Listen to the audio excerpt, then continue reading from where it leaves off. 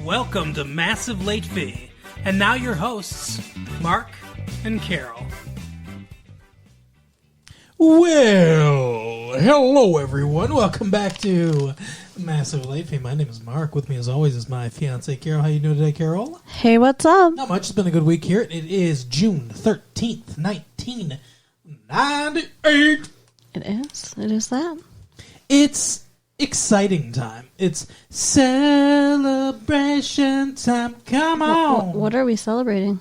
Well, I mean, we're celebrating... Sorry to talk about sports, everyone. We're celebrating the world of sports. We're celebrating our Red Wings. We're celebrating Martina Hingis, because she's cute. I don't know. Sorry to talk about sports, everyone. Who the hell's Martina Hingis? She's a tennis player. Fuck her. Okay. Not like... Oh. I thought you were okay. I thought you were giving me permission. Sorry. Oh, you're a dirty, awful man.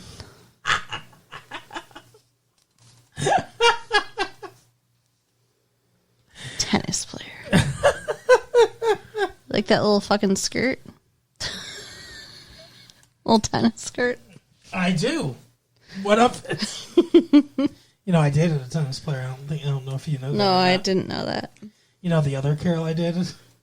She played tennis. Sup, Carol? She's 100% listening. I'm sure. I would be. Would you? Yeah. Okay. Wouldn't you? If you weren't recording it, you'd be listening? Wouldn't you be listening if your ex made tapes and put them out there for people? Wouldn't you listen to them? On the interwebs? Yeah. Yeah, probably, I guess. So I would assume she is also listening. Maybe. I assume all my exes are listening. What's up? Yeah, I'm sure they're all listening. Here you go. So Yeah. he pulled up a picture on the computer of this tennis player. And you know what? She's not even cute. Oh, she is. You're full of it. She's all sweaty and angry. That is not what a sexy lady is supposed to look like. I guess it's just the skirt then. I guess so. Maybe you should get a tennis skirt. Maybe you should get me a tennis skirt. Okay. You get it. You know what you need to get me? What? Sinatra recordings. Okay. Sinatra recordings from the 50s and 60s. Crowd, store shelves. The many reissues can confuse fans. Have you ever, do you know any of Sinatra's albums from the 50s or 60s? They've remastered and reissued a bunch of them now on compact disc. I don't know. You play them sometimes. I hear stuff. I don't know which decade it's from. In the wee small hours, Only the Lonely. Yeah, I like those songs. Francis Albert Sinatra. What about Ring a Ding Ding? That's a good one. I don't like that one. 1960. Anyway, so there's a resurgence of Rat Pack fever. They made It got you. an HBO movie, and I don't know. There's just in the air. There's a Can feel it in the air tonight. yeah. It's a Phil Collins type of day. No, but you know what I'm talking about. Like there's with the swing music and stuff like that. There's people are more interested in that type of music now. But it's never gotten you, has it? I mean, I like it fine. I don't listen to it all the time, but I like it. Do you? Yeah, I do. Doesn't seem like you do sometimes. Okay. Because I like it more, I guess. I am not as enthusiastic about many things as you are, but that doesn't mean I don't like them. You're That's just true. a more enthusiastic person. Yeah, I have more enthusiasm when it comes to tennis skirts and stuff like that. You're such an asshole. Do you have any enthusiasm when it comes to the Spice Girls, Carol? No. Remember how we talked about Ginger Spice? Vaguely. She's gone! Bye-bye. They were right. Yeah. Since Jerry Hollowell, a.k.a. Ginger Spice, called it quits with the Spice Girls, rumors have been rampant. Here's one rumor. Scary Spice bullied Ginger into quitting. 3 spices... She is scary. What the fuck's Scary Spice? It's the black one. Okay, but I'm That's saying not a joke either. It is. I'm saying, like, what spice is she? I don't like it. Like, ginger spice, that makes sense. That's a spice. Scary spice? Come on. Well, there's pot. You don't know anything about the Spice Girls. I know do you? nothing. There's posh spice too. That's not a spice either. She's posh. But she's not a spice. She is. Is ginger a ginger? Yes, she is. she's So the scary must be scary. she's the prettiest one in my opinion. There's also baby spice and sporty spice. Yeah, No. Baby Spice is the blonde with the ponytails. Fuck no. Anyways, 3 spices were holed up in Elton John's French Riviera mansion. Ginger is talking with the BBC about a TV role. It doesn't seem to matter to readers of the For Press. You took on the job of naming replacements for Hollowell with just the right amount of humor. Why else would one reader suggest Jerry Springer? Give the man a wig, and it's all good, said the email. More recommendations. I would like to see Sarah Ferguson faxed Bridget What? Beatty. So this person faxed. So, Sarah Ferguson, the Duchess of York or whatever? Sure. I keep up on all the dukes and duchesses. in She the has world. red hair and probably can't sing any worse than Ginger. Ooh, ouch. That's not very nice. I think the new member in the Spice Girls should be Cher, says Jeff from Ann Arbor. What the fuck? She needs a career boost. And her name can be Old Spice. I like that. Oh, that's mean. There is only one person who could replace Ginger Spice, wrote a man named Paul. A person with the flair, exuberance, classy style, and great body has to be the one and only Tina Turner. I don't know. Vanilla Ice, said somebody. Ice Spice? Vanilla Spice? Sure. Dave Barber, a disc jockey at Flint's WFDF-AM, suggests Nancy Sinatra. Huh.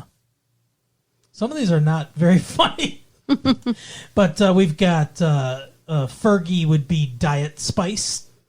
Cher would be Tattoo Spice. And Joan Collins? Oh, God. Dynasty Spice. What? Like, why do we need to replace her? There's so many of them already. Just let one go. Why don't we just let them die? That would work too. like the Klingons in Voyage Home. Let them die. Anyway. So, other stories, Carol. I got a lot. Oh my goodness. Wife prefers. This is our good old friend Ann Landers, another Old Spice. Wife prefers the old days before the miracle of Viagra. Okay. You're familiar with Viagra, right? Yeah. I tried to take a Viagra once, folks, for a passionate night with Carol. Even though I don't need it, just like as an extra boost. But it got stuck in my throat, and then I got a stiff neck. You know you never need Viagra when you're with me. Come on. Right. If I could get my hands on the guy who invented Viagra, I'd wring his neck. Ooh. I am 62 years old and the mother of 6 grown children. And I was thrilled when my 64-year-old husband began to slow down about 2 years ago. I never was crazy about sex, but I listened to my mother. She said a woman should never refuse her husband because if he isn't taken care of at home, he will look elsewhere. That's good advice. It was bad enough last December when our children gave us a trip to Hawaii for our 40th wedding anniversary. Wow. That's pretty damn nice. The romantic setting really gave my husband a boost. Thank heavens, after that, his sex drive almost disappeared completely. So now what happens? A pill called Viagra is invented, and the old goat is back in the saddle again. I do love my husband, Ann, but I believe I have earned a rest. Oh my god. Besides, these pills cost $10 a piece. Last week, he took 4. $40 in a week for sex. 4 times a week. At 60-something, that's impressive. If you have any views on this subject, I would like to hear them, and I'll bet thousands of other women would too. Thank you, Ann. Nameless in Ohio. Of course she's in Ohio.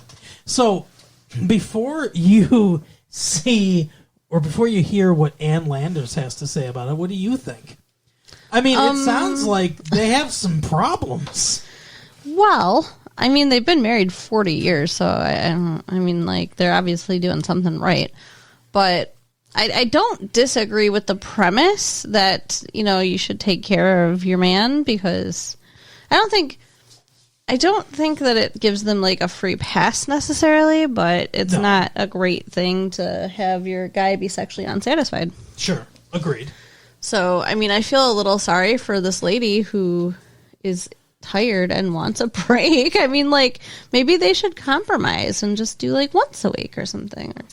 I'll say this, though, too. It's also not cool if your woman is sexually unsatisfied and it sounds like he's not doing the job. Oh. Because she's not enjoying sex? She said she never really did. But some people just don't. I guess that's true. Some people just don't. But I'm thinking that this guy needs to take some lessons. Or they need to have some conversations. They need to go to sex counseling. Because maybe this guy needs to give an oral report. Maybe I have a feeling that this guy is just, with the Viagra, is just drilling down. That's awful. And I mean, in her 60s, she's probably a little frail and stuff. Like, that's what I think is happening. I think it's very much like, might as well just be a rock. You know what I mean? Like, just a hole in a rock. That's kind of what and not to disparage you, nameless in Ohio, but that's the idea that I get. So I think maybe she needs some romance. Yeah. She needs some foreplay. She needs some of the lube. Yeah, probably. Some of the older guys, they don't really understand about the whole romantic arts. And I think that would go a long way to maybe making it a little more pleasurable for her. That would be my advice. Right. And also talk about it. You know, like you said, have some kind of compromise or something like that. I agree with that. Let's see what Ann Landers says. I'm very curious. I have received a ton of mail about Viagra. Most of the readers are calling it a godsend, while about 1/4 of those writing say they wish their husbands had never heard of the drug. And now a word of warning. According to reports in the Chicago Tribune, at higher doses, Viagra can cause severe headaches. Okay. Also, men who are on medication for heart trouble or hypertension should know that Viagra could cause blackouts or fainting. Oh, my. Due to a drop in blood pressure. Yeah, I heard it started as a blood pressure pill. Huh. At least 16 men using Viagra have died. Oh, my God. Oh, maybe she should try to kill her husband then. Sex is not worth it, guys. Dr. Michael Marmore, a professor of ophthalmology at Stanford University, said the FDA clinical trials of the drug showed that at higher doses, Viagra can cause retinal dysfunction. Oh, wow. And adversely affect vision for hours. It is obvious that this miracle drug may have some drawbacks, so my friends beware, and that's all she says. So, that's no advice to the writer. Exactly. What the fuck, Ann Landers? How does she have an advice column? She sucks. She's derelict in her duty, in my opinion. Yeah. We gave you better advice, Nameless in Ohio. Take our advice. Wow, Ann Landers. But, it's always talking about, like, at higher doses. Well, like, are you giving out higher doses, or... I don't know. What? Because if it's not a higher dose, then why are we worrying about it? I think like most medication, you just buy a bottle of pills. Mm-hmm. So it's like you could take more than one at once. I don't know why you would, but yeah, maybe I guess if you're extra floppy, you need to take extra. I don't know. Maybe. But, Carol, the American Film Institute, you heard of it? Mm-hmm. It expects to raise awareness, money, and controversy, as it's on Tuesday is going to unveil its top 100 movies of all time. A definitive list of 100 movies. Now, we haven't seen the list yet because they haven't released it yet, but I'm curious. Yeah, that sounds interesting. What would you put in like a top 10 movies of all time? Okay. Legends of the Fall. Okay. And a top 10 of all time. Interesting. The Shining. Good movie. I don't know. I'm trying to think. You can just give me like 2 or 3 or whatever. Well, I just gave you 2. Oh, yeah, I know. I was letting you off the hook. Thanks. Unless you wanted to do another one. Nah, I'm good. How about you? I think Citizen Kane's got to be there. I haven't seen it, so. Oh, it's a great movie. We should watch that. Yes, I agree. I think, yeah, interestingly, I would put The Shawshank Redemption on there. Okay, yeah, that's a really good one. I agree. I think that's a fantastic film. I might put The Graduate in there. Never seen it. Maybe Star Wars. Yeah, okay, I can see that. So we'll have to see when that comes out. It's a top 200? 100. 100, okay. But Wait, What? we should challenge ourselves to watch every movie on there that we haven't already seen. oh my goodness, we could do that. Yeah. You guys want another tape? Maybe we could do that as we have our friend that created that website, Patreon, Yeah. and we have people on there, Patreon subscribers, patrons of our art. Maybe we'll do that as a special extra thing. That would be fun. We could do like once a week or something like that, a movie. Once a week, another movie? Once a month. Hey, yeah, Once a year we could do. No, like once a month or every other week or something like that. We could do one of the movies when the list comes out. One of the movies from the American Film Institute, top 100 that at least one of us hasn't seen, and we'll review it. Or perhaps that both of us haven't seen. Yeah, I said at least one of us hasn't seen. But true story. Yes. We couldn't hardly wait to see Can't It Hardly was Wait. so good. But we originally were going to see the Harrison Ford Anne Heche film 6 Days, 7 Nights. But it was so fucking awful that this is what happened, everybody. We went to the theater to see this movie. We got about 20 or 25 minutes into the film, right, Carol? Something like that? Yeah, something. And all of a sudden, it's like, I've never seen this before happen at a movie theater, but it's like you see in the movies sometimes. All of a sudden, everything gets like grainy, and then the film like looks like it splits. It's a big burn, white and everything, and then everything's black. And we waited like 10 minutes, and then they came in and they were like, "Hey, can't play the movie. Sorry, it's broken. We're going to give y'all refunds." They gave us passes to see something else. And we talked about it, and we were like, we don't want to fucking finish this movie because it's awful. It was bad. So we decided to go see Can't Hardly Wait instead. And so now we're going to talk to you about Can't Hardly Wait. I bet you this is a better discussion than we would have had about the other movie. Yeah, about Anne Heche being on a plane and being like, I hate flying, and Harrison Ford giving her a Xanax and her being like, oh, I'm so happy. Yeah, that was dumb. Anyway, so, speaking of attractive women, Jennifer Love Hewitt. Yeah. I Know What You Did Last Summer's Own. Yeah, she's cute. And now she's in Can't Hardly Wait. You know what the revelation to me was about this film, though? Seth Green. Yes. They need to give him more to do on Buffy. Right? Because he was really funny in this. Yeah. Like, he was very good. Like, physical comedy, he was on point. He was very good at doing that. I mean, we've all seen people that... What would you call what he was doing? Well, there's a word for it that starts with a W. Yeah, we're not going to say that word. I don't like that word. But that's what they call them a lot of times. Yeah. And, I guess, I don't know, urban or whatever. Right, okay. But he's got the goggles. He's got the giant pants. I mean, I have a pair of jeans that are too big for me. But, everyone's got the wide bottom pants and everything. Sure. Every boy does. The Anyway. chain and everything. He's like, yo, what's up, baby? All that stuff. Like, putting on the voice and everything. Hilarious. but he's very good at it.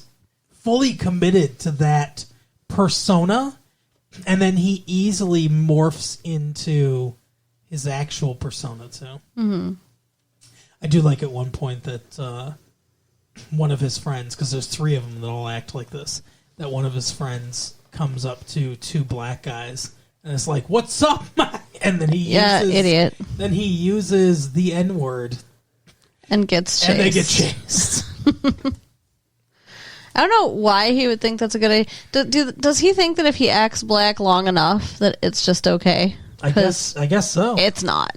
I guess some people think that you can get, I don't know, you can get a special permission, special pass to use that word, I guess. That's so stupid. I don't know how, but...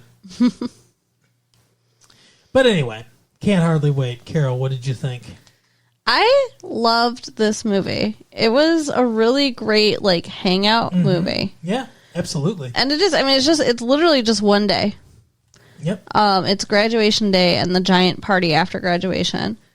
And I don't Did know. you go to any giant parties after graduation? No. I mean, like, not the night of graduation. Like, you know, my friends had parties Right. Graduation parties, sure. Yeah. that their parents threw. Yeah. But no, we didn't. But I like didn't a go big, to. like, invite the whole school blowout. I've never been to a party that size. The closest I ever went to was a house party, and it was pretty full. It was probably college kids. Mm-hmm. And I threw up in the bushes, Nice. and I was asked to not return. It made me very sad. Aw. Don't come back. Well, like, okay, No, somebody expensive those bushes were. somebody offered to make me a drink, and I let them, and they filled most of a glass with vodka, and I drank it. And then I went out on the porch, and I was talking to somebody, and then all of a sudden the porch started to move, and the bushes got some fertilizer. Wow. Yeah, so I've been to at least a couple parties about this size, like whole school parties.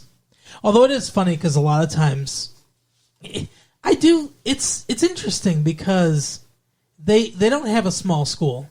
Melissa and Joan Hart says She was so funny. she was hilarious in this movie, but she says that their graduating class is like 500 kids. Wait, was that just that was their graduating class? I thought that must have been the whole school. I mean, that's huge. Maybe it was the whole school. Because, I mean, like, my graduating class was like 250, Yeah. and that was a decent size group. Yeah. Yeah, my graduating class was like 79 kids. Yeah. So we were a small school. Yeah, I don't think that was the grade. I think that was everybody in the whole school. Okay, so then that's more medium-sized, I'd guess. I guess. If Yeah. you're talking about like around 125 kids per grade. Yeah. So that's more medium-sized Well, then, I guess. they certainly all seemed to know each other. But I think it's funny that no one's excluded. No Yeah. group, no... Like, this party is a microcosm of all kinds of people. There's preppies, there's jocks, there's nerds, there's stoners, there's every kind of group at this party. And I think it's kind of beautiful that the host who goes insane because Cannot blame her. everyone fucks up her house. So you never want to be the person throwing No. the party. But she just welcomes everyone in with open arms. You know, when I used to throw parties in my parents' house when they weren't there, I would go insane trying to, like, micromanage. I made sure no shit happened in my house. Yeah. And, like, my stepbrother taught me this. Hey, kids out there who are listening, the best piece of advice. Make sure you get all the beer caps.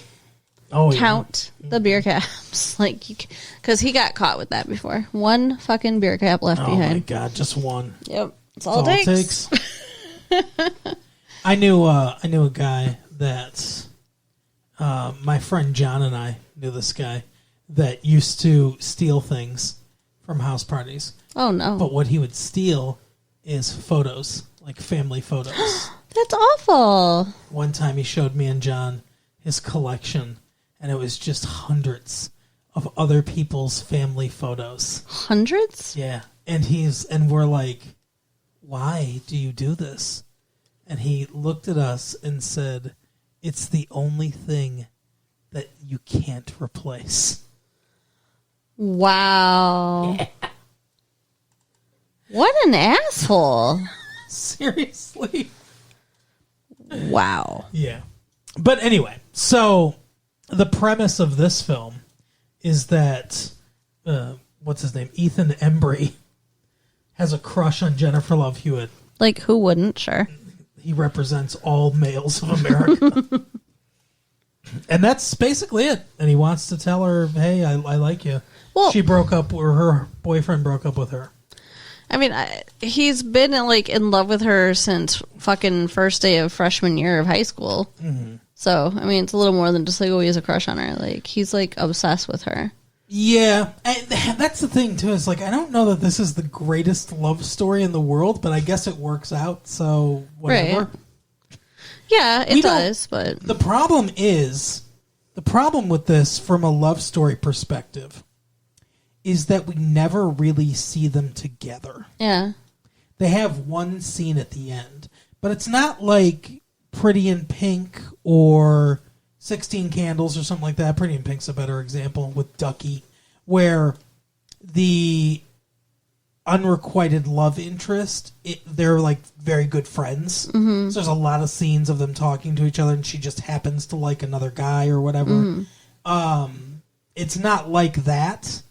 They literally don't share much screen time together at all. Yeah. Except for once when she tells him off, and then at the end. She doesn't even know who he is. Yeah. Actually, maybe it is a class of 500, because, like, how do you not know who... They sat next to each other one time. Yeah. Well, not just one time, like, through a whole class, right? I mean, yeah. That's what I'm saying, yeah. In one class, so maybe, at least. Maybe she's just a bitch. I don't know.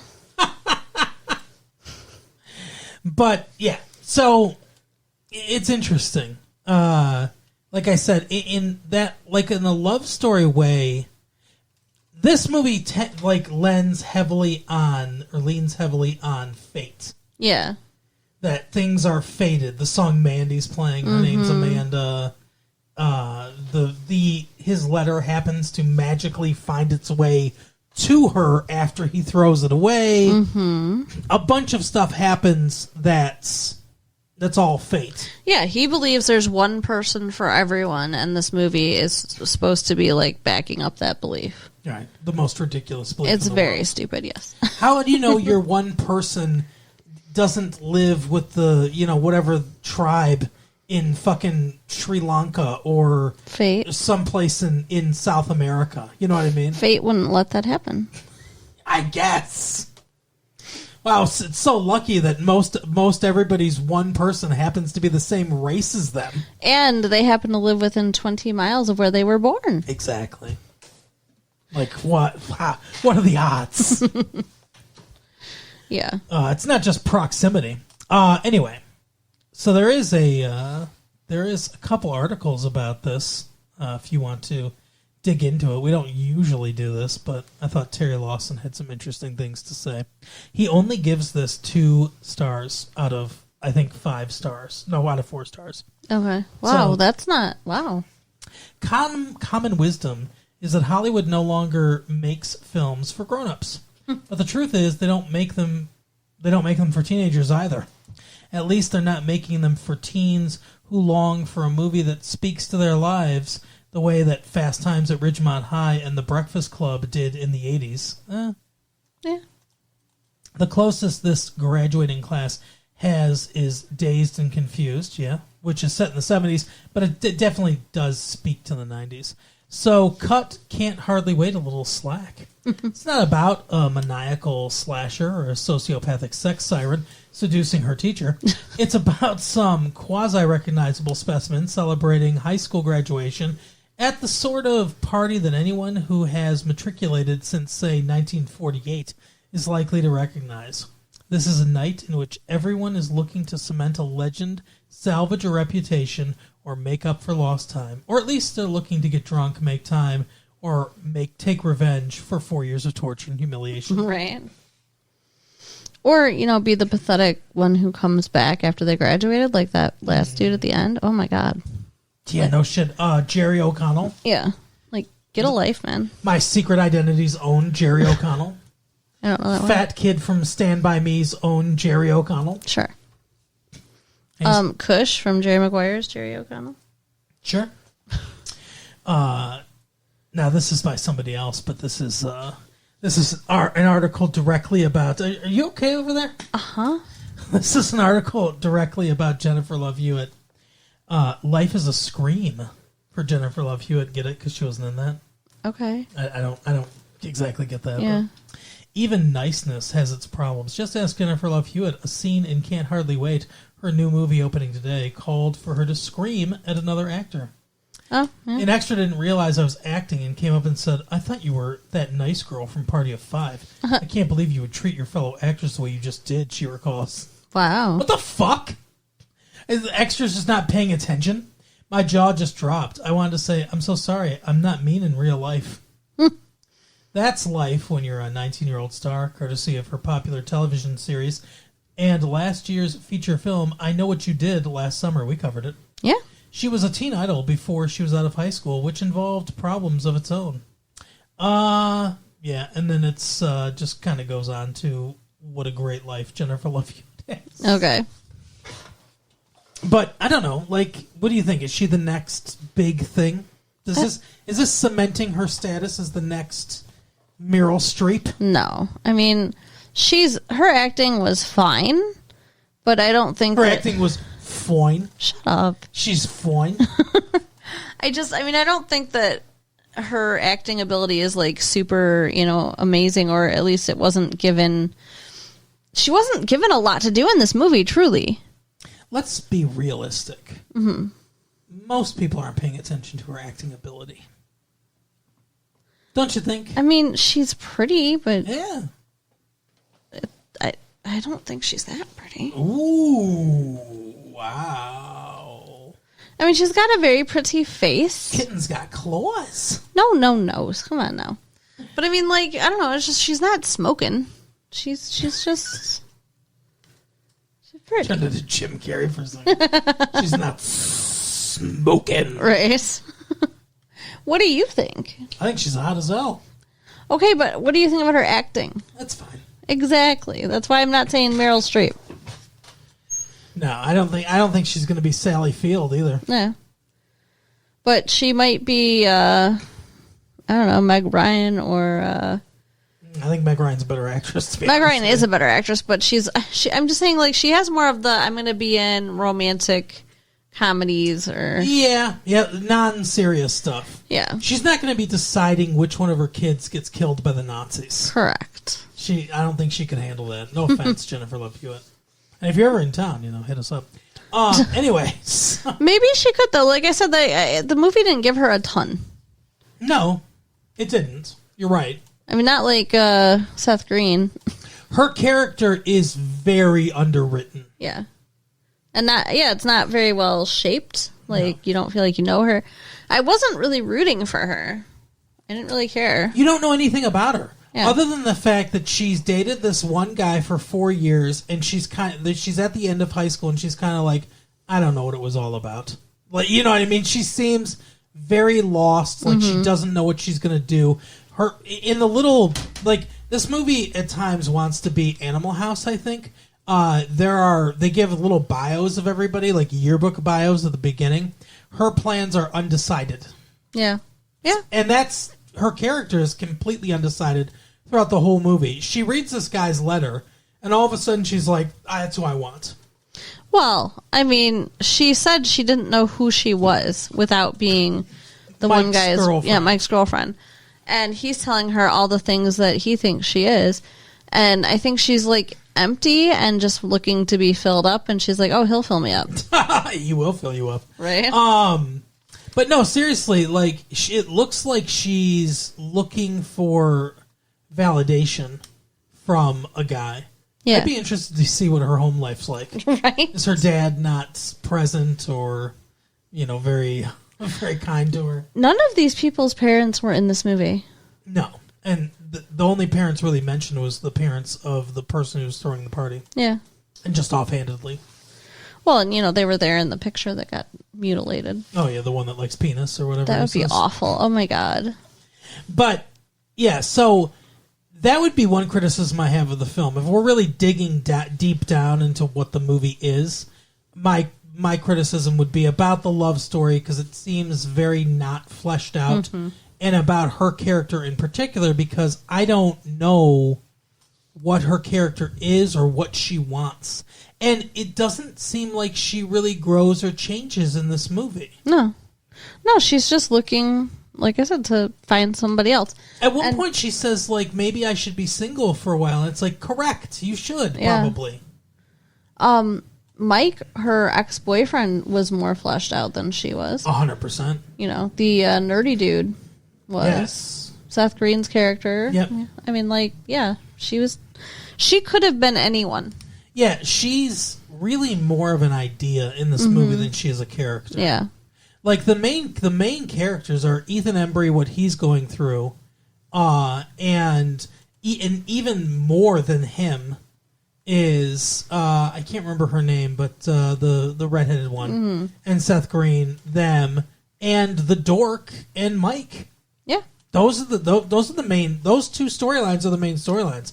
Two more unconventional romances, really. Right. I mean, between Mike and the nerdy guy, not an actual romance, but like a friendship, kind of like a relationship, non-sexually, coming together. Weirdly though. I mean, like, it only lasts one night.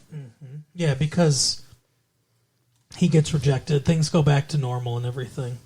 This movie kind of glorifies being drunk, like that drinking is really a way to be popular, and, right? Like, to have your true feelings come out and all that stuff.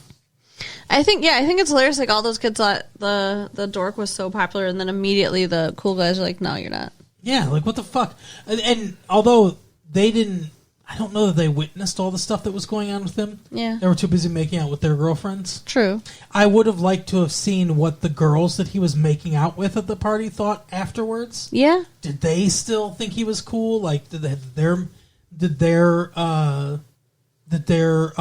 perceptions of him change?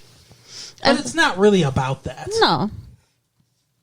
I thought that was so funny though, when he was going in the closet with two girls, and the one girl just shoves one out of the way and goes in there instead. Yeah, and he doesn't even notice. Like, yeah, that's the thing. Is this movie's more about, like you said, hanging out and kind of like wish fulfillment almost. Yeah, for certain groups, you know, sure.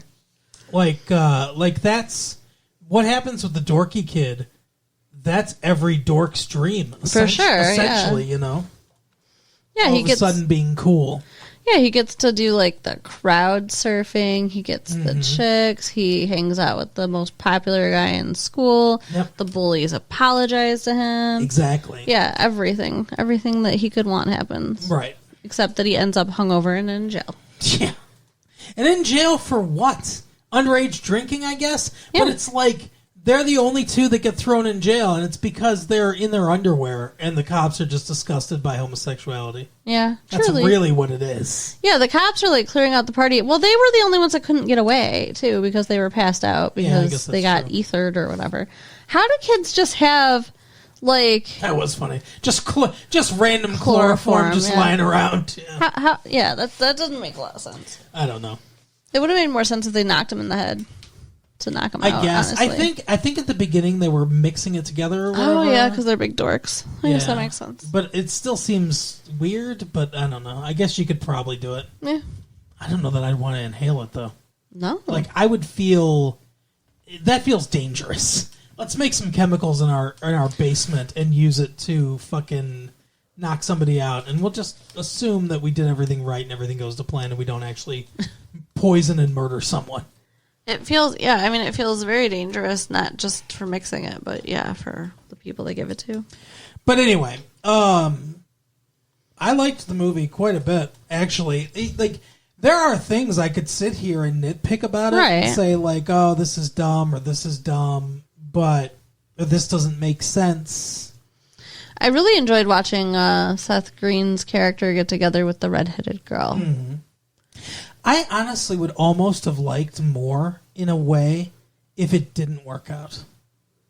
If they were like, if they got together and they were like, you know what? Maybe not now. Maybe now's the wrong time. Yeah. You mean the main characters? Yes. Yeah. Yeah, I actually, like, when they weren't going to be together, I kind of was like, yeah, that makes more sense. It's more real. He's going away to Boston and everything to talk to Kurt Vonnegut about Slaughterhouse-5 or whatever. And like you said, she needed some time to be alone, and she never got that. Because they stated, they're like, they're still together. So, like, she was never alone. She's just... Maybe be alone for the summer. She's just constantly somebody's girlfriend or wife or whatever, you know? Yeah, she's not a person of her own, and that's, I don't like that. But if you ignore that, because it's just a fun hangout movie, then it's like, yay, they got together. That's what we're supposed to want. That's what I'm finding is I really enjoy hangout movies. And just in general. I think that might be one of my favorite genres. But yeah, I liked the movie quite a bit. Yeah. And I recommend it. Definitely. Get some popcorn, sit back and chill and watch it. But that is the episode, Carol. It is. So you can write us at latefee1994@AOL.com. Yeah. Check out our website at www.retrolatefee.com. And share the tapes with your friends. Okay, we'll see you next time. Bye. Bye.